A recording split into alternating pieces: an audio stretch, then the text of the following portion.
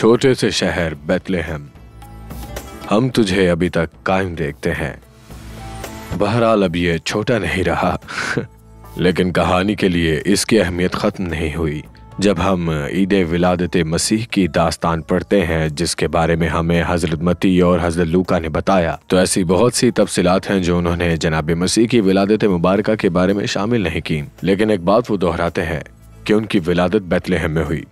वो इसका तस्करा कम से कम 9 मरतबा करते हैं, तो बेथलेहम के नाम से या उसके मुतबादिल हजरत दाऊद के शहर से इस जगह के बारे में अहम क्या है?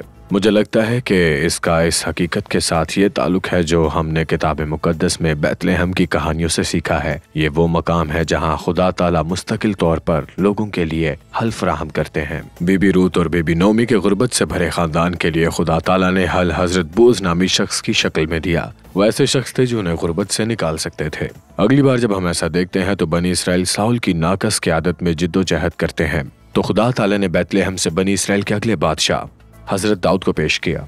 और जब असूरी सल्तनत इस जगह पर हमला करती है जिससे हर तरह की तबाही होती है, तो हजरत मयाका फरमाते हैं, एक वक्त आने वाला है जब खुदा ताला कोई हल फराहम करेगा। यहाँ इस मकाम पर चरवाहों से बात करने वाले फरिश्तों के ऐलान के पीछे की कहानियां मौजूद हैं। वो फरमाते हैं, डरो मत, क्योंकि देखो मैं तुम्हें बड़ी खुशी की बशारत देता हूँ जो सारी उम्मत के वास्ते होगी। क्या आज हजरत दाऊद के शहर में तुम्हारे लिए एक मुनज्जी पैदा हुआ है, यानी कि मसीह खुदावंद। बेथलेहम, जिसने एक जरूरतमंद खानदान के लिए हल फराहम किया, एक कौम के लिए हल फराहम किया, और दुनिया फानी के लिए भी मुस्तकिल हल इसी शहर ने फराहम किया था।